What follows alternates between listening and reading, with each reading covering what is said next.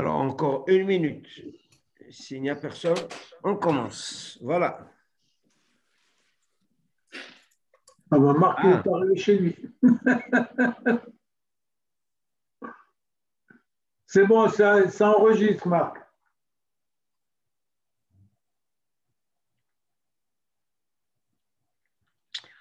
Alors, on va commencer. La paracha de Mishpatim, que nous avons lu Shabbat dernier. Je vais vous dire, je vais poser quelques questions et je ne suis pas sûr de pouvoir donner des réponses cette fois-ci. On laissera peut-être les réponses pour la semaine prochaine. C'est pour essayer de laisser aussi les choses en suspense. Alors, je voudrais dire tout d'abord qu'il y a des questions que devrions nous poser en tant que juifs.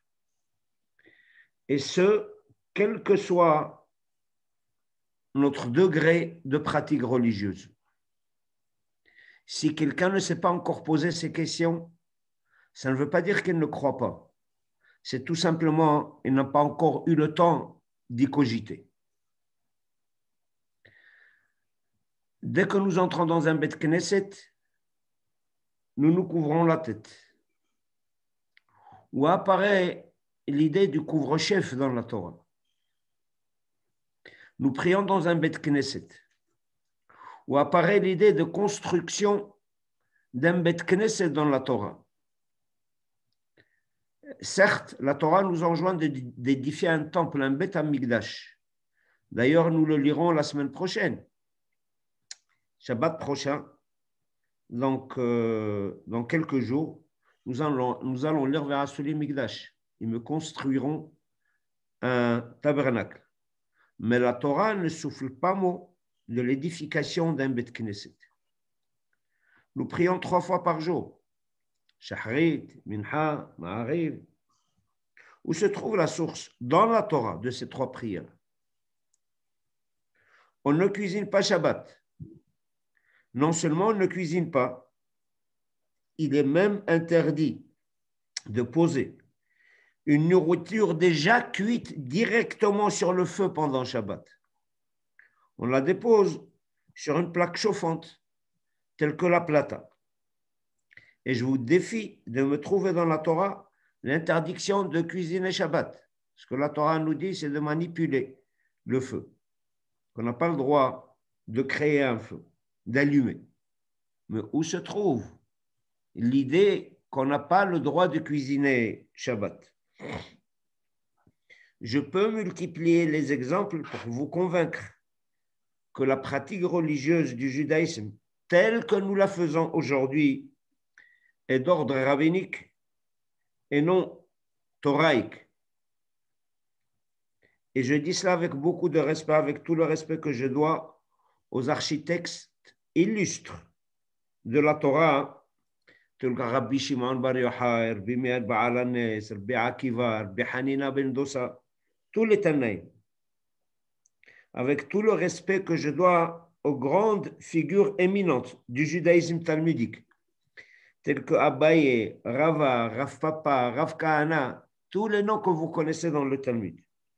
Et avec tout le respect que je dois aux grands décisionnaires qui ont façonné un Israël et qui ont laissé une marque indélébile sur le monde juif, tels que le Rif, le Bitzhak el-Fassi, le Roche, le Tour, le Rabbi Yosef Karo, l'auteur du Shulchan Aruch, le Rama Rabbi Moshe Israël, le grand décisionnaire des Ashkenazim. Béhémet, avec tout le respect que je dois au nom que je viens de citer, Cheikh Hazal se base-t-il pour me complexer la vie et me la compliquer davantage? Pour ne pas dire des fois pour envenimer la vie. Vous savez, Sachakol, on peut se dire, moi en tout cas, je voudrais être le serviteur de Hakadosh Baruch Hu et non pas de ses adeptes. Même s'il s'agit de Rabbi Meir Baal HaNes alav shalom, zchuto tagen aleinu v'al kol ha'am Yisrael, Amen. Je voudrais être Aved Hashem, le serviteur de Hakadosh Baruch Hu, et non pas de Rabbi Shimon Bar Yochai ou bien Rabbi Akiva. Zchut kulam tagen aleinu. Alors, il est d'usage de dire que tous les enseignements de Hazal, de nos sages, relèvent de la Torah chez Béalpé, de la loi orale. Ah, l'interdiction de cuisiner le Shabbat, construire un Beth Amikdash, un Beth Knesset, nous couvrir la tête, tout ce que vous voulez, ça relève de Torah chez Béalpé, de la loi orale.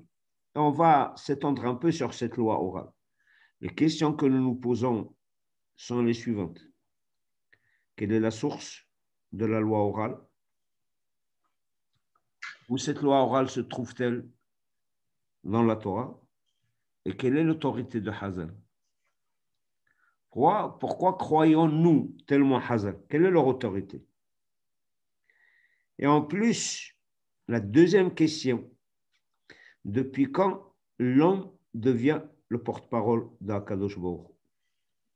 Si Akadosh Baruch Hu veut m'interdire de cuisiner Shabbat, il est capable de s'exprimer de manière explicite. L'homme vient Hazal, donc l'homme parle au nom d'Akadosh Baruch Hu. Akadosh Baruch Hu n'a pas besoin d'intermédiaire. S'il veut la chose, il n'a qu'à me la dire de manière explicite, de manière claire, nette, et libre à moi si je veux appliquer ou je ne veux pas appliquer. Pourquoi on se pose ces questions-là juste aujourd'hui? On se pose des questions parce que la Sidra de Mishpatim peut nous servir d'illustration. Il s'agit, dans Parashat Mishpatim, il s'agit de la première paracha après la promulgation des 10 commandements. Je voudrais saluer M. Sam Fayon, Mme Avigail et Mme Fickelson qui sont avec nous sur Instagram. Alors, je récapitule juste ce que je viens de dire pour nos amis d'Instagram. Je posais la question, quelle est la source de la loi orale et quelle est l'autorité de nos sages, l'autorité de Chazal? Et puis, une seconde question, depuis quand l'homme devient le porte-parole d'Akadosh Baruch Hu? Il veut m'interdire quelque chose à Akadosh Baruch Hu, il n'a qu'à me le dire, il n'a qu'à écrire dans sa Torah. Et point final, Akadosh Baruch Hu n'a pas besoin d'intermédiaire. Donc, on s'est posé ces questions-là parce que la Sidra de Mishpatim peut nous servir d'illustration. Comme je l'ai déjà dit, il s'agit de la première paracha après la promulgation des 10 commandements. Après la promulgation des Aseret Adibrot, du décalogue. Et avec la Sidra de Mishpatim, nous quittons le monde des grands principes de la morale juive pour aborder la réalité pratique du judaïsme.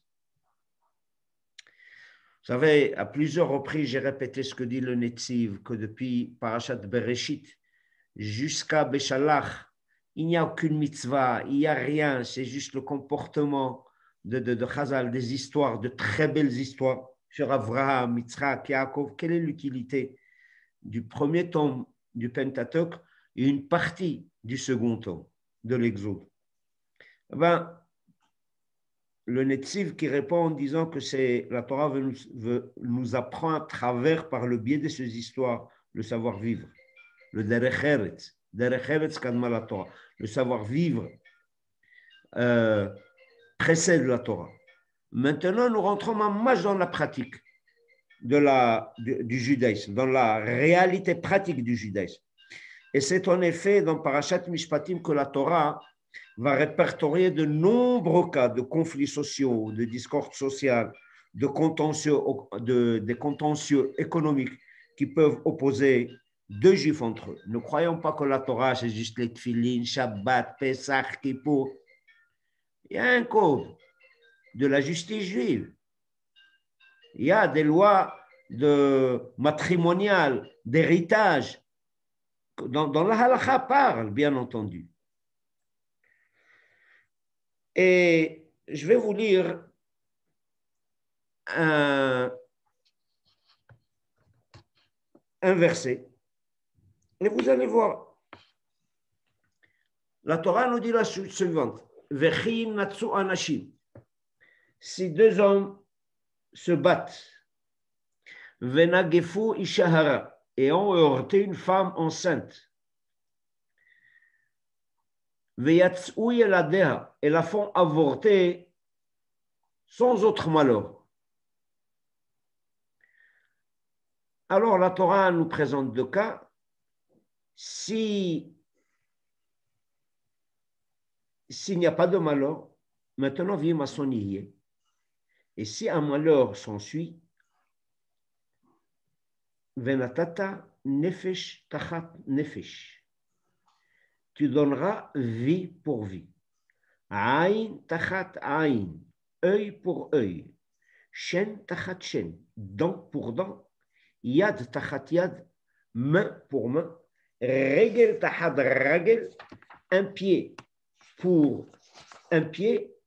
Kevia tachat kevia, une brûlure pour une brûlure. Petza tachat patza, blessure pour blessure.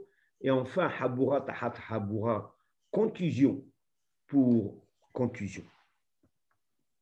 L'intention de la Torah, telle que je le lis, tant qu'on le lit dans le Sefer Torah, c'est d'appliquer et de pratiquer la loi du talion. Une vie pour une vie, nous dit la Torah, nefesh tachat nefesh, aïn tachat aïn, œil pour œil, c'est-à-dire mesure par mesure. Le dégât qu'on a subi à l'autre, eh ben, on le fait subir à l'agresseur. Si la victime a eu un dégât, il faut subir le même dégât, le même degré de dégât que pour l'agresseur. Vient Rashi et nous explique au nom de nos sages,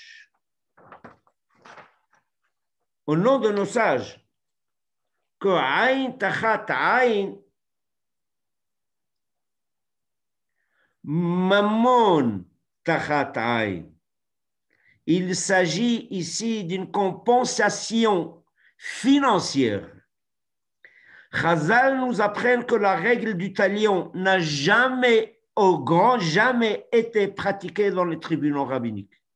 C'est quelque chose d'étranger au peuple juif. Chazal nous disent avec beaucoup d'assurance que ce qui est écrit dans la Torah n'est pas important, mais leur interprétation est meilleure. Ce n'est pas aïn tachat aïn, ce n'est pas œil pour œil, mais il faudrait comprendre dans la Torah mammon tachat aïn, l'argent pour œil, une compensation financière. Alors, que veut dire une compensation financière? Rachid explique, je ne voudrais pas perdre de temps et ne pas abuser de votre temps, mais Rachid explique au nom de Chazal, au nom du Talmud, que autrefois il y avait des marchés d'esclaves.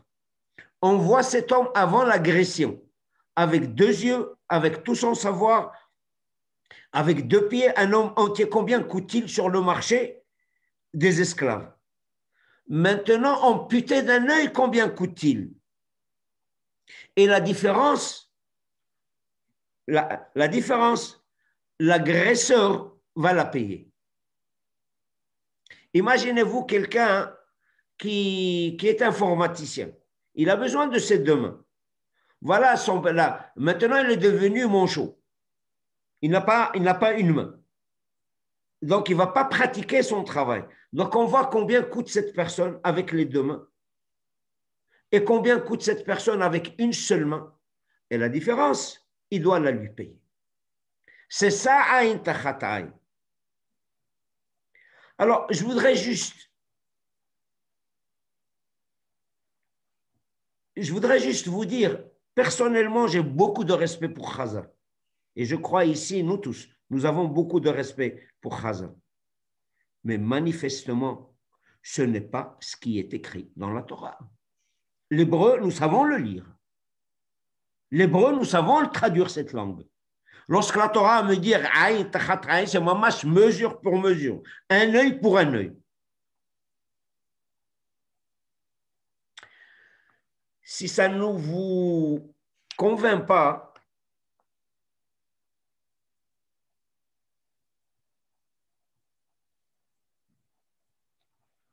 ce sujet est repris dans le Lévitique. Nous, ce que je viens de lire, c'est dans l'Exode, dans le 2e tome de la Torah. Écoutez ce que nous dit la Torah dans le 3e tome, dans le Lévitique, au chapitre 24, versets 18 et 19. Ve'ish ki ten mum ba'amito. Et si quelqu'un fait une blessure à son prochain, kasher asa, ken ya'aselo. Comme il a agi lui-même, ainsi lui sera-t-il fait. Shever tachat shever, fracture pour fracture, aïn tachat aïn, œil pour œil, chaîne tachat chaîne, dent pour dent. Et regardez encore la suite. Kacher iten adam, selon la lésion qu'il aura donnée à autrui, ken inatenbo, ainsi lui sera-t-il donné. Manifestement, c'est écrit œil pour œil. Ce qu'il a causé, on le fera causer à l'autre. Alors, comment se fait-il que Chazal vienne me dire non, ce qui est écrit dans la Torah n'est pas important. L'important, c'est notre interprétation à nous. Vous ne voulez pas me croire? Dans le 5e tome du Pentateuque, dans le Sefer Dvarim, dans le Deutéronome, la Torah nous dit la chose suivante au chapitre 19, verset 21. Velo tachos enecha, ton œil n'aura pas pitié. On s'adresse à l'homme, on lui dit il ne faut pas avoir pitié de l'agresseur. Aïn be'aïn, œil pour œil, chaîne be'chaîne, yad be'yad, regel be'ragel, dent pour dent, main pour main, pied pour pied. Chazal apparemment sont têtus. Ils se cramponnent à leur interprétation. Et d'ailleurs, Rashi rapporte la référence de l'interprétation de Chazal. Il nous rapporte dans le traité talmudique de Baba Kama, à la page 84, et il nous rapporte le Sifri, qui est un midrash très important. Et encore une fois,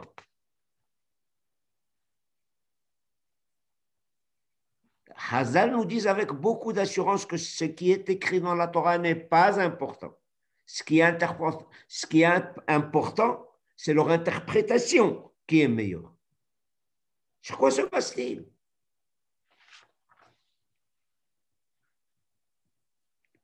En tout cas, le sens littéral tel que c'est rédigé dans la Torah n'a aucune importance. C'est l'interprétation, encore une fois, de Chazal qui prime. Rabotai et Gvirotai, comment est-ce possible?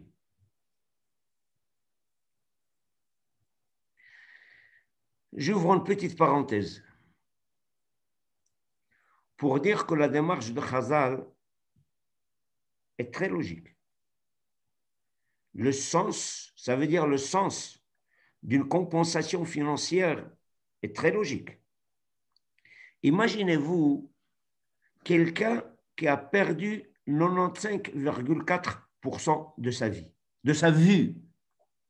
Il lui a crevé l'œil, mais il a perdu 95,4% de sa vue. Si je prends le sens littéral de la Torah, œil pour œil, est-ce que je peux lui ôter 95,4% de sa vie? Il est impossible de faire subir le même sort à l'agresseur, de lui faire perdre 95,4%, même avec des appareils très sophistiqués. Surtout que peut-être, si on fait subir ce sort-là à l'agresseur, il risque de perdre sa vie. Donc, au lieu d'appliquer œil pour œil, on a appliqué un œil pour l'œil et la vie de la personne. Donc, la démarche de Chazal, lorsqu'il s'agit d'une compensation financière, elle est beaucoup plus logique que le sens littéral de la Torah.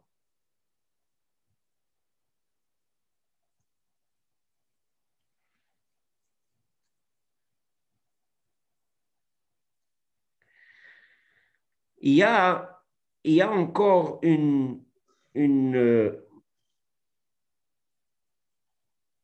un point que marque Hazal ici. Imaginez-vous si on applique le sens littéral de la Torah œil pour œil. L'agresseur, que va-t-il gagner? Qu'est-ce qu'il a à gagner? Ça va lui faire plaisir qu'on a crevé l'œil à l'autre. Tandis que si l'on parle en termes de compensation financière, ah ben, il a perdu une partie de sa vue, il a perdu une main, il a perdu un pied, mais au moins il a une compensation financière. Ça, c'est une parenthèse que j'ai ouverte juste pour vous dire que l'approche de Hazal n'est pas si bête que cela. Elle est très logique. Mais je me pose la question, sur quoi Hazal se base-t-il? C'est parce qu'il est écrit dans la Torah.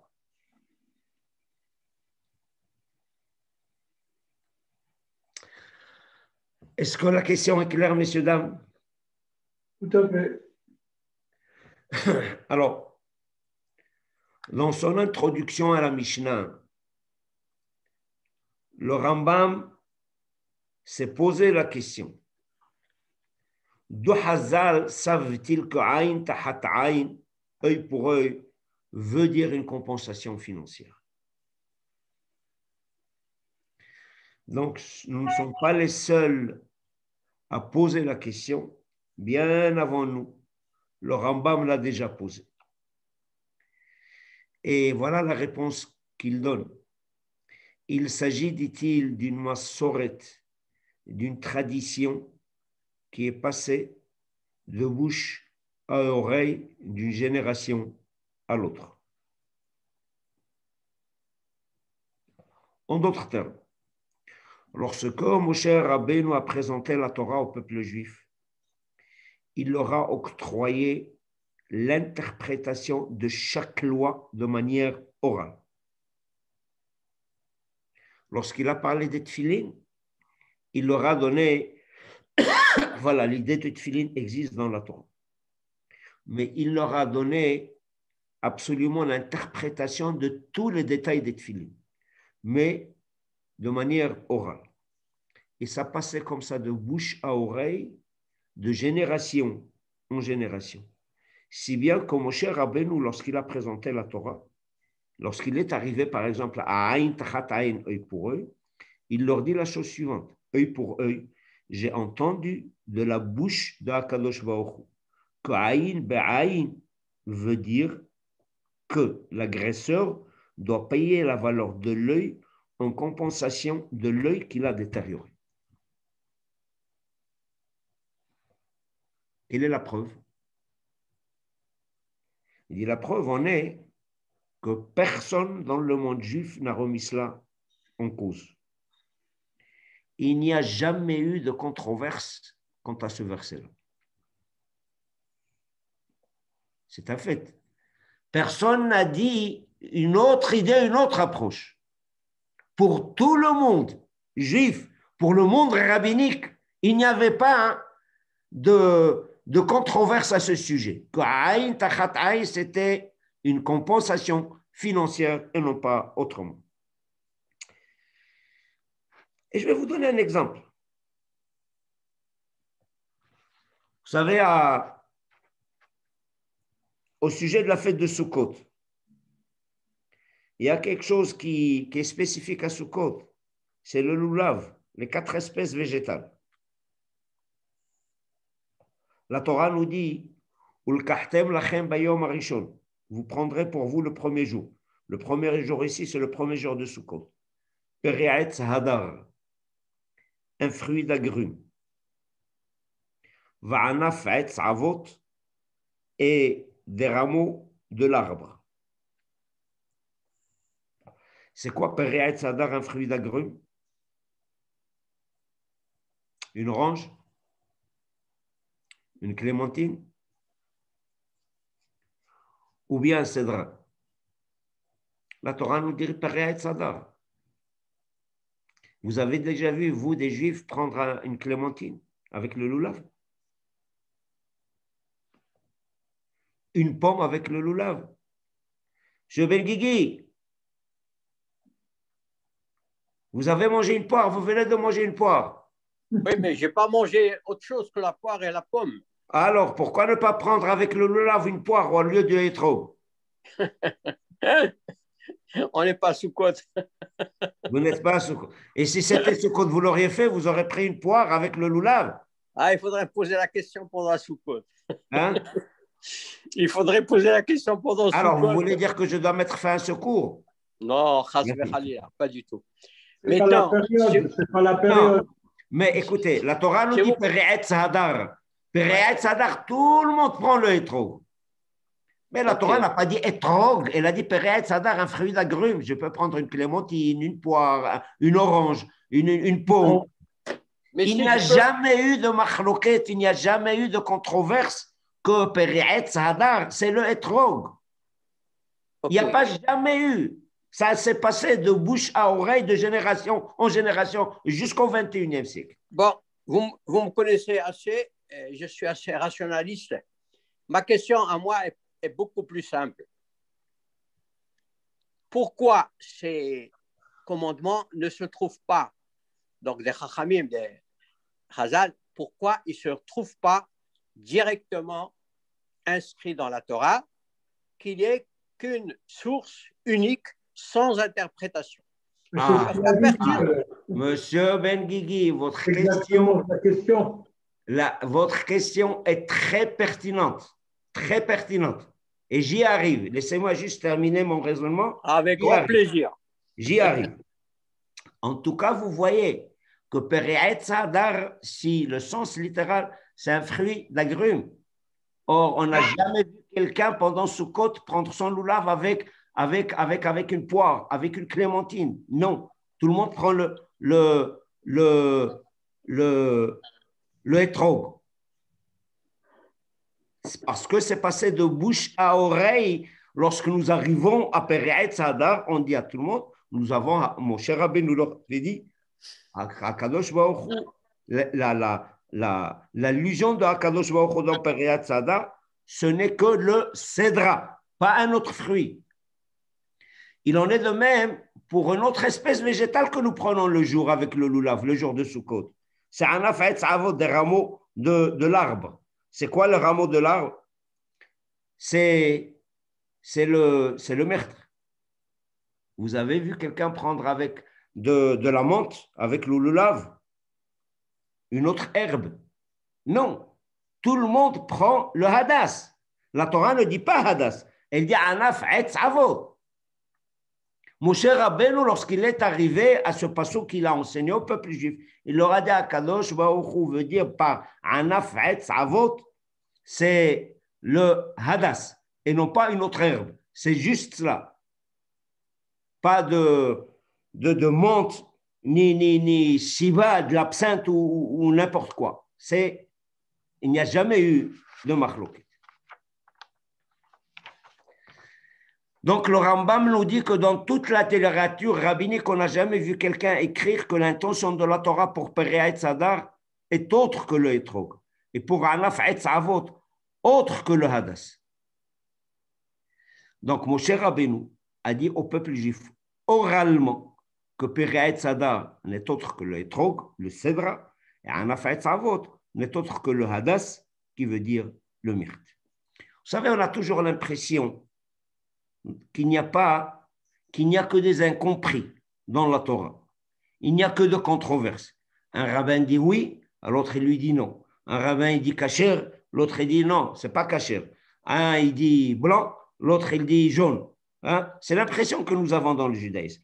Le Rambam nous dit de manière claire, les controverses n'ont jamais, au grand jamais, touché l'essence de la halakha. Tout le monde est unanime que les tefilines sont peints en noir.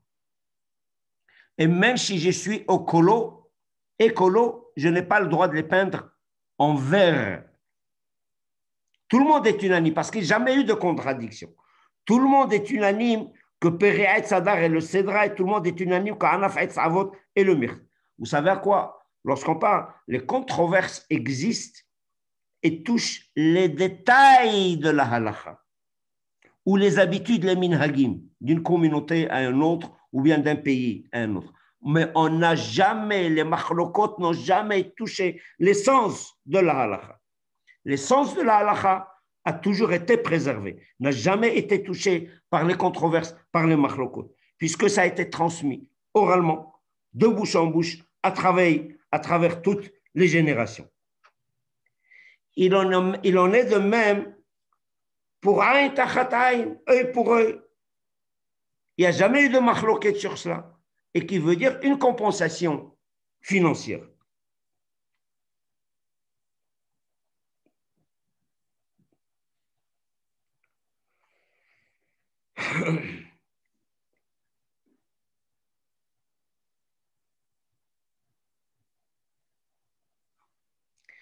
C'est clair jusque-là? Ouais. OK. Vous savez, si vous voyez un peu les autres religions monothéistes, leur machlokot touche l'essence même, le fondement de leur religion. Est-ce que Jésus est né d'une union entre un homme et une femme, ou bien sa maman, c'était la Sainte Vierge, Marie la Sainte Vierge? Ben, ça dépend si vous êtes catholique ou vous êtes protestant. Là-bas, ça touche mamash le fondement, le credo même. Vous voyez un peu dans l'islam, entre le chiisme et le sunnisme, les machlokot touchent l'essence même de leur croyance, de leur credo. Chez Am Israël, non. Il n'y a qu'une seule Torah, un seul Dieu, un seul mont Sinaï. S'il y a des machlokot, ils ne touchent que les détails de la halakha. L'essence même de la halakha, il est préservé par les machlokot. Quant aux détails de la halakha, oui, il y a des divergences de point de vue. Les minhagim, il y a des divergences de point de vue, mais pas l'essence. Maintenant, on a appris que veut dire la transmission de la loi orale, de bouche à oreille, jusqu'à de génération en génération. Et maintenant, je viens à la question très importante qu'a posée M. Ben-Guigui. Pourquoi la Torah ne formule-t-elle pas de manière claire et nette que Aïn, Tachat Aïn, il s'agit d'une sanction financière?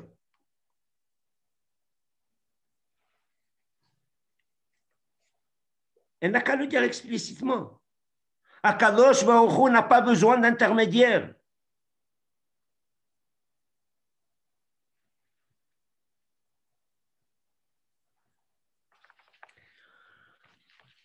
Alors, la réponse est la suivante que dans le Rambam. Le Rambam, il n'est pas le seul à donner cette réponse. Il y a d'autres commentateurs. Excusez-moi. Oui. Si tout était clair dans la Torah, oui. Est-ce qu'il y aurait eu encore une place pour l'étude? On touchera cela la fois prochaine. Je dirais que oui. Je dirais que oui, pour connaître, pour savoir les détails.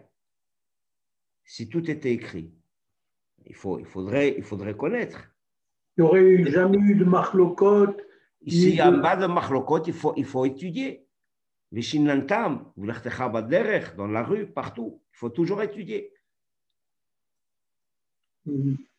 Je salue la présence de M. Frija.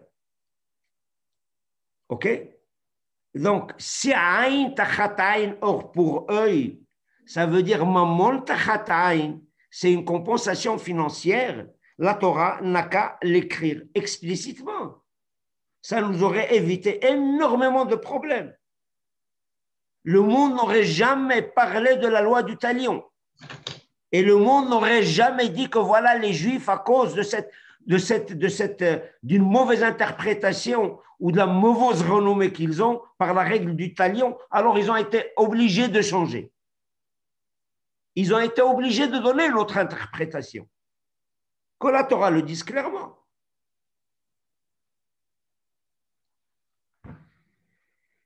Alors, la réponse que donne le Rambam, et comme je l'ai déjà dit avec d'autres commentateurs, il n'était pas le seul à le dire,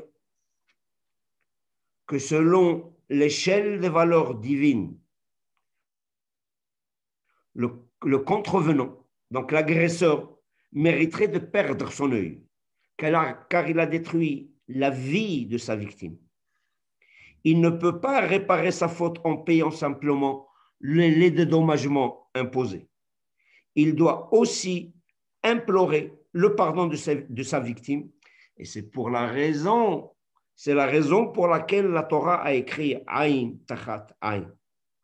Implorer le pardon de sa victime est une mesure qu'un tribunal humain ne peut pas imposer. En d'autres termes, la Torah vient nous dire la chose suivante. Si c'est Aïn, si Mammon Tachat Aïn, si la Torah l'avait écrit explicitement qu'il s'agit d'une compensation financière, le contrevenant va dire, moi j'ai payé ma dette à l'égard de ce monsieur-là. Je me lave les mains, j'ai payé ma dette vis-à-vis de la société, j'ai eu la punition que je mérite. Non, monsieur. Tu dois avoir toujours en tête que tu as détruit un homme, surtout s'il est à la charge, s'il a à la charge d'une famille, tu as détruit aussi sa famille.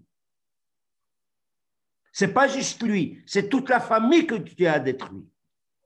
Et que tu mérites qu'on te crève l'œil de te faire subir le même dégât que tu as subi à l'autre.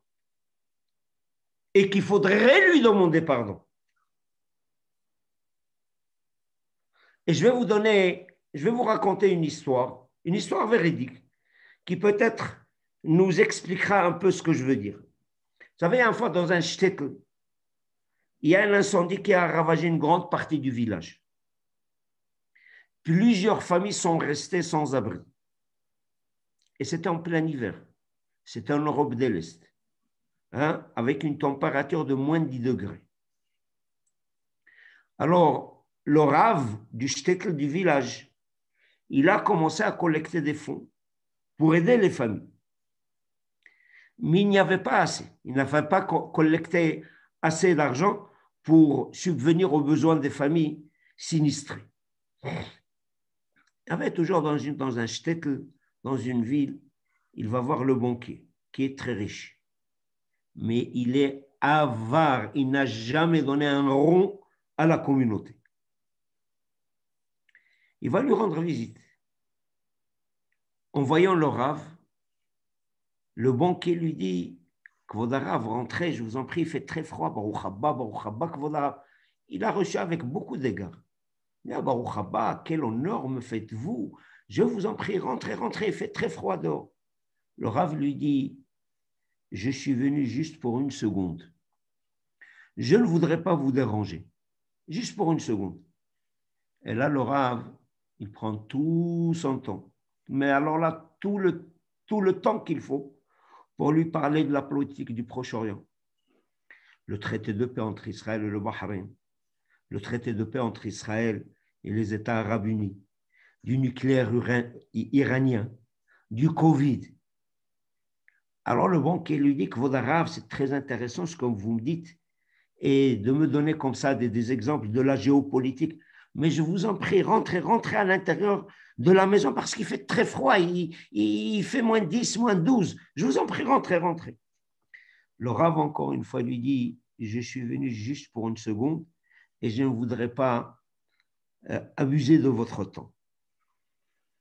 Et là, le Rav commence à lui parler encore des actes antisémites qu'ont connus Genève et Lausanne la semaine dernière. Est-ce que l'agresseur a été arrêté? N'a-t-il pas arrêté? Comment c'est arrivé? C'est quelle synagogue? Est-ce que Chas v'Chalila c'était à Chalanes, Chas v'Chalila à Betiako, ou bien au Kollel, ou bien où ça s'est passé? Il lui raconte le tout. Le banquier lui dit, c'est vrai que Kvod Harav, certes, la situation devient inquiétante, Mais bonté divine, rentrons à la maison et continuons notre discussion. Il fait un froid de canard à l'extérieur.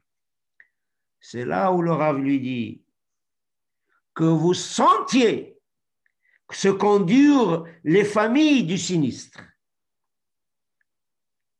Maintenant, ce que vous savez que vous avez très, très, très froid et que vous ne pouvez pas supporter le froid, alors comprenez les familles qui n'ont pas d'abri. Et là, le Rav lui dit, j'ai besoin de votre argent pour le profit de ces familles qui sont en train de grelotter. Lorsqu'on ne sent pas soi-même et on n'a pas fait l'expérience du froid, on ne peut pas comprendre les autres qui sont en détresse. C'est ça, Aïn Tachat Aïn. On dit à l'agresseur, ce que tu mérites, c'est de te crever l'œil aussi. Tu as causé un dégât, ah ben il faudrait te causer la même chose. L'agresseur mérite de perdre son œil et qu'il ne croit pas qu'en payant une certaine somme d'argent, il a payé sa dette vis-à-vis de la société. Il doit demander pardon parce qu'il a détruit la vie de sa victime. C'est la raison pour laquelle la Torah nous dit Aïn Tachat Aïn. Il n'y a pas que la compensation financière. Il doit demander pardon. Connaissez-vous des tribunaux, vous, civils, qui vont dire, voilà, à part le fait de payer, il faut aussi demander pardon. Ça n'existe pas beaucoup. Voilà quel est le message de la Torah. Alors, si je résume, on dira que Chazal, au-delà de Aïn Tachat Aïn, et Peri Etz Havot, et Peri Etz Hadar, et Anaf Etz Havot, vous savez, si je résume le Rambam, on dira que Chazal, somme toute, joue le rôle d'entonnoir et qui ont reçu des interprétations de leurs prédécesseurs et le transmettent à leurs successeurs. Chazal, si vous préférez, joue le rôle de tuyau qui fait rentrer de l'eau d'un côté et la fait sortir de l'autre. C'est ce que nous dit le Rambam. Chazal, non, ils jouent le rôle d'entonnoir. Ça passe de bouche à oreille, de génération en génération. Il nous a expliqué pourquoi nous sommes obligés de dire Aïn Tachat Aïn. Pourquoi est-ce que la Torah ne l'a pas dit de manière explicite? Mesdames et messieurs, on n'a pas encore répondu à la question où est écrit dans la Torah que je dois prendre en considération l'interprétation de Chazal. Et quelle est leur référence? Et je vais vous dire plus que cela. D'autre part, Chazal n'ont jamais joué seulement le rôle d'entonnoir. Il faut dire ce qu'il en est. Chazal ont façonné à leur manière la Torah. C'est eux qui l'ont développé, et c'est eux qui l'ont créé, et c'est eux qui l'ont modelé.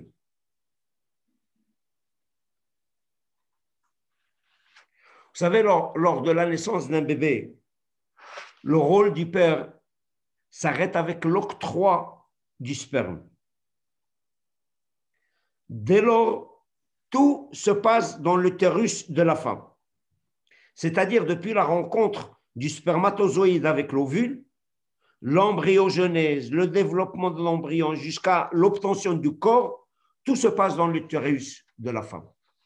La loi écrite, nous dit le Rambam, joue le rôle du spermatozoïde. Et la loi orale joue le rôle de l'utérus. OK? Mais je vais vous dire, donc Chazal n'ont pas joué le rôle seulement d'entonnoir. Beaucoup plus. Ils ont développé la halakha. Ils l'ont créé, ils l'ont modelé. Ils l'ont modelé à leur guise. Je vais vous donner un exemple. Nous savons qu'il faut prier. Ce que la Torah nous dit, de servir à Kadosh Baruch Hu de tout votre cœur. Et là, Chazal, ils disent qu'il faut prier. Et c'est de là-bas, de là, Chazal tire les lois relatives aux 3 prières quotidiennes. Donc, Chazal ne sont pas seulement un entonnoir. Ils ont développé la Torah comme un utérus. Encore un autre exemple. concernant le Shabbat. Hein, la Torah nous dit qu'il ne faut effectuer aucun travail. La Torah n'a même pas été capable de me dire, de mentionner le type de travail. Et Hazal ont interdit pendant Shabbat 39 travaux. Plus que cela, ils ont énuméré ces travaux-là. Ils ont énuméré ces travaux. Vous savez comment Hazal ont appris les 39 travaux? Par juxtaposition, tout simplement, et je m'explique. En plein sujet d'édification du tabernacle, on va le lire bientôt, dans les semaines prochaines. En plein sujet d'édification du tabernacle, la Torah nous parle du respect du Shabbat. Tout le monde se pose la question, quelle relation il y a entre le Shabbat et le tabernacle? Hazal répond, tous les travaux indispensables à la construction du tabernacle sont interdits le jour de Shabbat. Là aussi, Hazal ne sont pas un entonnoir, ils sont beaucoup plus qu'un entonnoir. Ils ont développé ce qui est interdit Shabbat et ce qui est permis Shabbat. Parce que la Torah ne nous dit pas quel est le travail, le type de travail qui est interdit. Est-ce que me lever le jour du Shabbat, est-il permis de m'asseoir, de manger, de ne pas manger? Ça, ce n'est pas écrit dans la Torah. Même cuire et cuisiner Shabbat, ce n'est pas écrit dans la Torah. C'est Chazal qui l'ont maudit. C'est Chazal qui l'ont inventé, si vous voulez.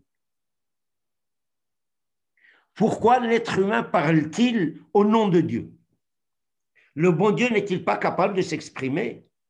On dirait qu'il y a une sorte d'association entre l'homme et Dieu. Et comme je l'ai dit tout à fait au début de ce cours, c'est que l'homme devient le porte-parole de Akadosh Baruch Hu. Ça, c'est nouveau. L'ota'ase kol melacha, ça veut dire voilà ce qu'il ne faut pas faire. La Torah nous dit de prier à Kadosh Baruch Hu. Alors de la Hazal, il nous faut dire non, c'est 3 fois par jour. C'est la Hamida avec 18, 19 bénédictions, etc., etc.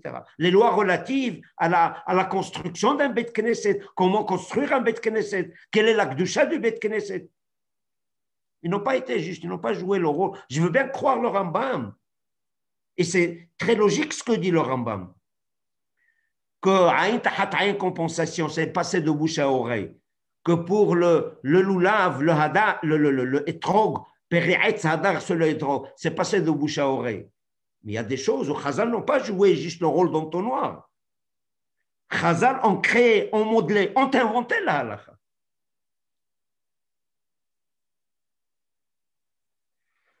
Mouraï Verabotai, je vous demande encore juste 5 minutes d'attention. Je voudrais vous lire un passage talmudique. Au sujet de ce passage talmudique, il y a le Sefer HaChinuch. Sefer HaChinuch, c'est un livre très important qui explique tous les 613 mitzvot. Tous les 613 mitzvot.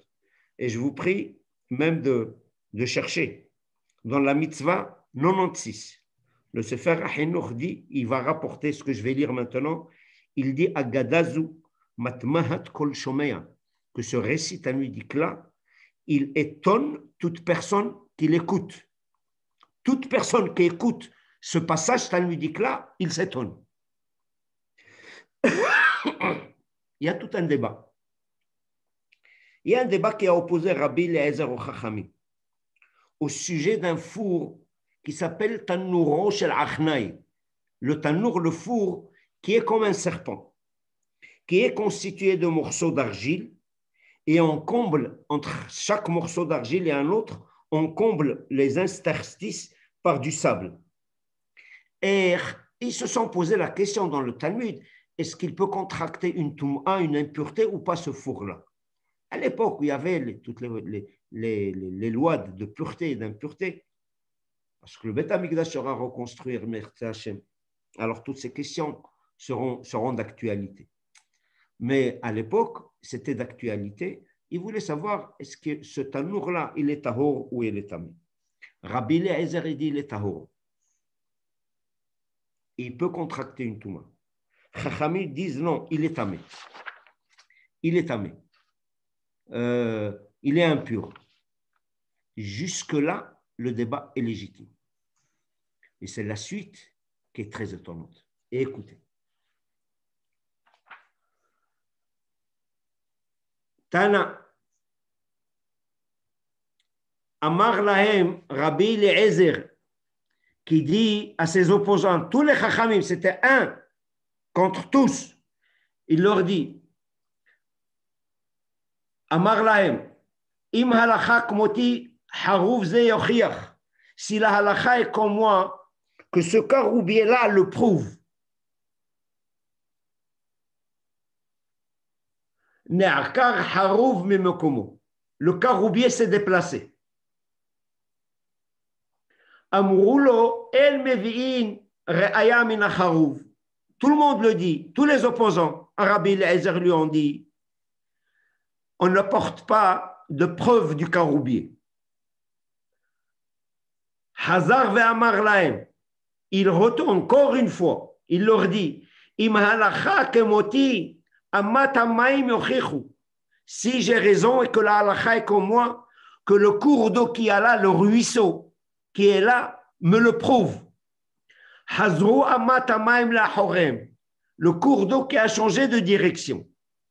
Alors imaginez-vous, nous sommes habitués à voir de l'eau qui tombe d'en haut vers le bas. Là, c'est l'eau qui est partie de bas vers le haut. On ne prouve pas, on n'amène pas de preuve d'un ruisseau d'eau, de la direction de l'eau.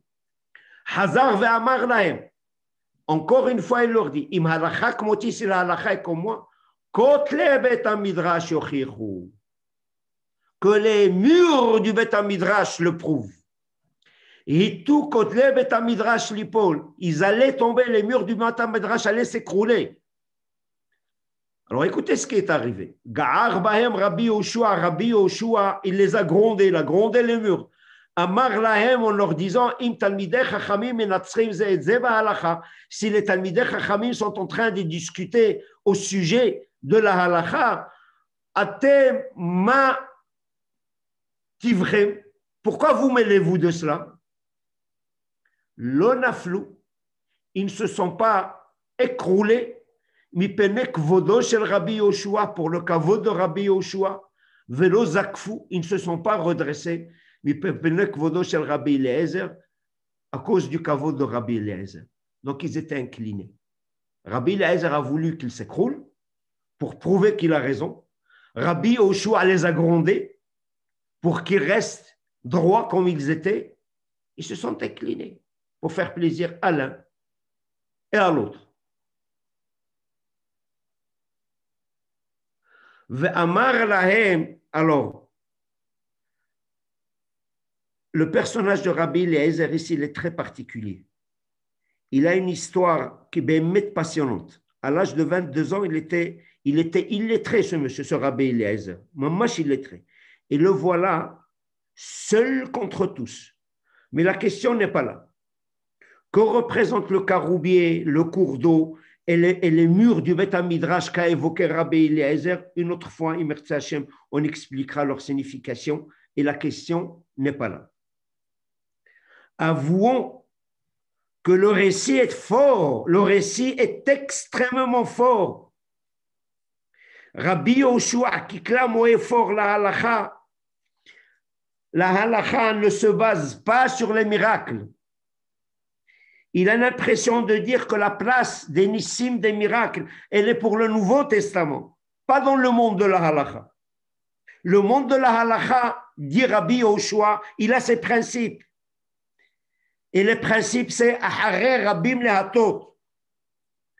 Mais je vais vous lire encore la suite qui va nous faire sursauter. Rabbi Eliezer n'a pas baissé les mains.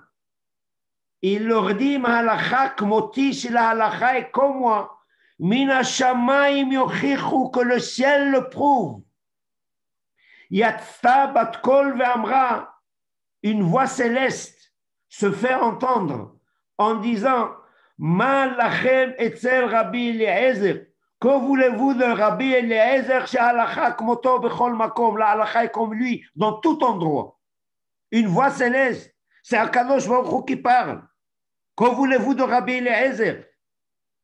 Il a raison, la halacha est comme lui. Amad Rabbi Yoshua s'est mis debout sur ses pieds vers Amar. Lo bashamaim hi. Elle n'est pas, la Torah n'est pas dans le ciel. On ne fait pas attention à Batkol, à cette voix céleste. Pourquoi? Parce qu'il y a un principe dans la Torah, qu'il faut toujours suivre la majorité. La majorité dit que ce tanour-là, il est tamé, eh bien, il est tamé. Est-ce que vous vous rendez compte de ce passage talmudique? Je l'ai déjà dit, même Ba'al Achinuch Alav Shalom, il dit Kol Shomea Matmahat Kol Shomea Agadazu, Matmahat Kol Shomea. Elle étonne tout celui qui écoute cet agada, ce passage talmudique. D'une part, Rabbi Yoshua a dit il n'y a pas, dans le monde de la halakha, il n'y a pas de place pour les nissim. Il n'y a pas de place pour les miracles. Voilà le caroubé qui s'est déplacé. Voilà le cours d'eau qui a changé de direction. Voilà les côtes les bêta midrash qui a laissé s'écrouler. Il n'y a pas de nissim. On n'est pas dans le Nouveau Testament ici. Rabbi Yoshua a dit que la halakha, elle a ses principes. Que lorsqu'il y a une machloket, eh ben, il faut suivre la majorité. Le comble, c'est que Hakadosh Baruch Hu seul, le comble, mais Hazal, ils sont là, on dirait qu'ils sont contre Hakadosh Baruch Hu. Je veux bien qu'il y ait une discussion, un débat entre Rabbi Eliezer et Rabbi Yoshua. Je veux bien l'admettre. Mais que Rabbi Yoshua soit contre la voix céleste, on dirait que Chachamim, ils sont contre Hakadosh Baruch Hu. Comment se fait-il? Ribono shel olam, où sommes-nous? Je vous laisse le suspense de la phrase, de la dernière phrase de ce passage talmudique. Rabbi Nathan, il a rencontré Rabbi Eliyahu Hanavi. Il lui dit, dites-moi, au moment où Rabbi Yoshua, il a dit, on ne fait pas attention à la voix céleste, que faisait Akadosh Baruch Hu? Il a dit, Akadosh Baruch Hu est en train de sourire en disant, Nitzchoni banai, Nitzchoni banai. Mes enfants m'ont vaincu, mes enfants m'ont vaincu. Là aussi, c'est une question de surcroît. Akadosh Baruch Hu se laisse faire. Il se laisse faire Akadosh Baruch Hu. Comment se fait-il? Ce récit talmudique montre bien que Hazal ne joue pas le rôle de l'entonnoir, bien plus que cela. C'est eux qui ont développé la Torah, c'est eux qui ont façonné la Torah, c'est eux qui ont modelé la Torah, et comme ils veulent.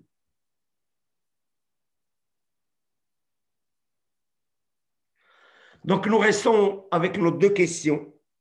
Où est écrit dans la Torah une allusion à la loi orale? Est-ce que j'ai un pasouk? Il n'y a pas de pasouk. Alors, où se trouve cette allusion à la loi orale? Et pourquoi l'être humain est-il devenu le porte-parole de la Torah? Lorsqu'on dit Torah, c'est Akadosh Baruch Hu, le porte-parole de Akadosh Baruch Hu. Depuis quand? Akadosh Baruch Hu veut m'interdire la chose. Il n'a qu'à me l'écrire explicitement. Il n'a qu'à me l'écrire explicitement. Si c'est le hétrog, il n'a pas à me dire Péri'et Sadar et moi je crois que c'est une clémentine. Il n'a qu'à me dire hétrog. S'il veut que je prenne du myrtre, alors il n'a qu'à me dire Hadas et non pas Péri'et Savot. Il n'a pas besoin d'intermédiaire. On dirait qu'Akadosh Baruch Hu a besoin, il a recours aux êtres humains. Il y a une association entre Akadosh Baruch Hu et l'être humain. Pourquoi faire cette association? Voilà. Les réponses, et merci Hachem la fois prochaine. S'il y a des questions, bien entendu, je suis à votre disposition. Michel. C'est dur, hein? Hein? Hazal contre Akadosh Baruch Hu, hein? Nitzchoni banai, mes enfants m'ont vaincu. Monsieur le rabbin. Oui. J'ai une question. Oui. Est-ce que ça veut dire, bon, comme nous savons, Hachem, c'est le seul qui est parfait, n'est-ce pas? Donc, oui. Quand Hassal prennent, ou même d'autres, des rabbins, vous savez, des sages, etc., comme vous, prennent des décisions ou arrivent à des conclusions ou nous donnent des instructions, est-ce que c'est parfait ou est-ce qu'on peut douter aussi? Moi, je parle de Hazal. Hazal, c'est les rabbanim du Talmud. Ah, d'accord. Les rabbanim du Talmud. Mais même eux, ils sont parfaits? ou est-ce qu'ils peuvent être fallibles? Nul n'est parfait. Même Moshe Rabbeinu n'était pas parfait. La Torah nous a dit qu'à Moshe Rabbeinu, il a fait quelques fautes. Nul n'est parfait. Il n'y a qu'un Oui. Baruch qui est parfait. Quant à l'interprétation de la Torah, Oui, ça, ils ont raison. ok. Ça, tout ce qui touche la Torah, ils n'ont pas raison à 100%, ils ont raison à 800%. Ah, d'accord. Ok. Ça m'éclaire. Merci beaucoup. Donc, pour ce cours-là, on n'a fait que poser les questions.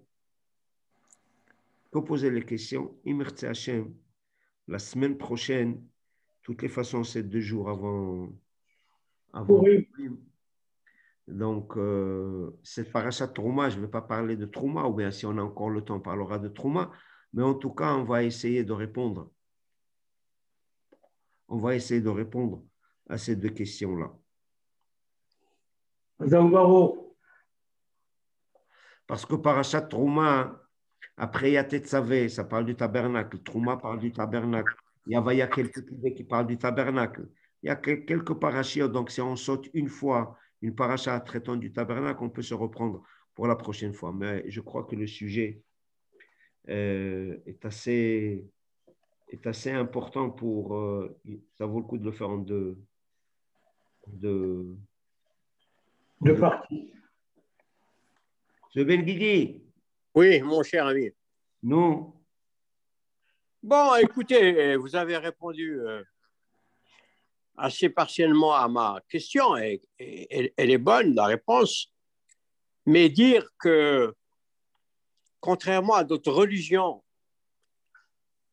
les fondamentales chez nous, personne n'ose le toucher, il n'a jamais été touché, je ne suis pas du tout d'accord avec vous, puisque la création des libéraux vient justement de cette interprétation de choses fondamentales. Adonai, quand est-ce que les libéraux ont existé? 18e siècle. 18e siècle. Et la Torah, elle a été donnée, ça fait des milliers d'années, d'accord? D'accord, 2850. Alors. Non, mais... Est-ce que c'est une référence? Non, ce n'est pas une référence, les libéraux, ce n'est pas une référence. Mais justement, lorsque vous dites que dans le judaïsme, les choses fondamentales restent sacrées, personne ne les touche, ce n'est pas vrai, parce que si c'était vrai... Dans le cadre de la halakha, Ouais. Personne n'a osé toucher. On n'a pas vu un avis, par exemple, contraire, que quelqu'un a pour les tefilines, quels sont les parachiotes que je dois mettre, les parachiotes que je dois écrire. Mais nous avons aujourd'hui des mouvements libéraux aux États-Unis et même à Genève et ailleurs qui ont leurs prières différentes, leurs livres de prières différents. Dites-moi, est-ce que ces libéraux-là, lorsqu'ils prennent le loulav, si jamais ils le prennent, est-ce qu'ils prennent le hétrog ou quelque chose d'autre? Non. Non, je vous pose la question, ils prennent le hétrog. Non, mais sincèrement, vous savez, il faut être cohérent. Il faut être cohérent dans la vie. Lorsqu'ils mettent leur tefilin, est-ce qu'ils ont d'autres parachiotes autres que les miennes ou que les vôtres? Non. Alors, où ils admettent que c'est Torah chez Béalpé ou ils n'admettent pas, l'une des deux. Soyons cohérents jusqu'au fond. Ils ont même touché le livre des prières. Et je vais vous donner 2 exemples. Un exemple avant la création de l'État d'Israël et même avant la Shoah. Avant la Shoah. Hein? Tout ce qui se référait à Tzion, ils l'ont effacé. Nous sommes des Juifs de religion, nous sommes des Israélites, nous sommes des Allemands de religion mosaïque. Point final. Tout ce qui réfère à Tzion, ils ne croyaient pas. Ils ont réintégré cela avec la naissance de l'État d'Israël. C'est d'une part. D'autre part, vous savez, dans nos prières à nous, on dit Eloké Avraham, Eloké Yitzhak, Eloké Yaakov. Eux, ils disent Elokénu, Veloké Avotenu, Veloké Immotenu. Aussi le père des matriarches. Avraham, Yitzhak, Yaakov, Sarah, Rivka, Rachel, Léa. Ah, ils sont très modernes. il laisse de la place aux femmes. Il n'y a pas qu'à Avotel ou des hommes, nos patriarches. Il y a aussi les matriarches qui ont fondé un homme Israël. Je leur dis, et je l'ai dit qu'à quelqu'un, vous attendez le milieu de la prière pour penser aux matriarches. Nous commençons par une tfila d'une femme. La tfila commence va titpalel Hana va tomar. Nous, lorsqu'on commence la prière, on la commence par une prière d'une femme qui a été énoncée par une femme. Non, monsieur Benguigui, soyons sérieux, soyons sincères.